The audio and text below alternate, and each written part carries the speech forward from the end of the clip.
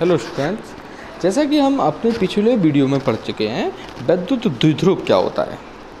इस वैद्युत द्विध्रुव के कारण अगर हम वैद्युत क्षेत्र की तीव्रता निकालते हैं किसी बिंदु पर, तो उसकी दो स्थितियां होती हैं। पहली स्थिति होती है, इसको कहते हैं हम अक्षीय स्थिति। तो इसका जो क्वेश्चन है वो है कि वैद्युत द्विध्रुव के कारण अक्षीय स्थिति में किसी बिंदु पर वैद्युत क्षेत्र की तीव्रता ज्ञात कीजिए। इसको कहते हैं हम एंड ऑन पोजीशन।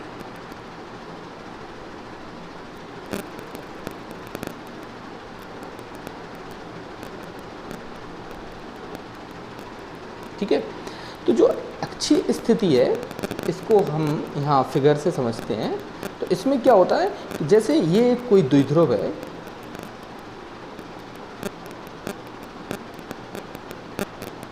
जो कि -q तथा +q आवेशों से मिलकर बना है। ये इसका मध्य बिंदु है O। इसकी जो द्विध्रुव है तो इसकी लंबाई होती है 2l, यानी इनके बीच की दूरी। अब हम ये मान लिए कि इससे इसके जो मध्य बिंदु है इससे r दूरी पर एक बिंदु है P, यहाँ इस पर हमें, तो ये होता है अक्ष। यानी इसके अगर हम एक्सिस की बात करें, अक्ष की बात करें, तो सीधा चलना हमें इसके पैरेलल। तो ये हो गई अक्षीय स्थिति। इसमें इस बिंदु P पर हमें तीव्रता निकालनी है, तो जिसकी दूरी है मध्य बिंदु से कितनी, r।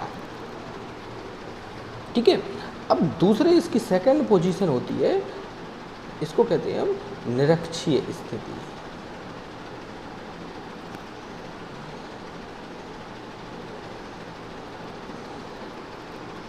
ठीक है, इसको कहते हैं हम इक्वेटोरियल लाइन, यानी इसकी निरक्षीय। तो इसको कहते हैं हम ब्रॉड साइड।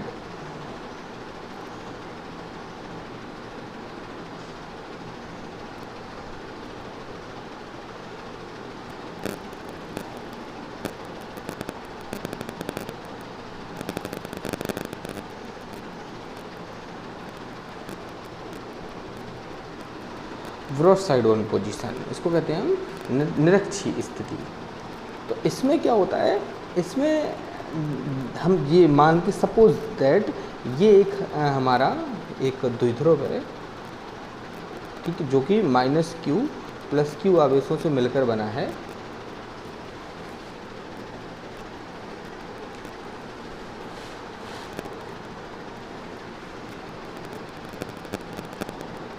इसकी लंबाई भी 2l है, ये इसका मध्य बिंदु है।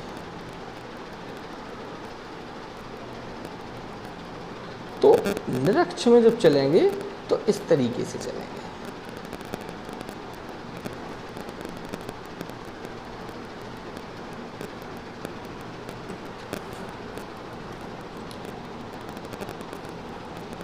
तो अगर हम निरक्ष की बात करें तो ये हो गया।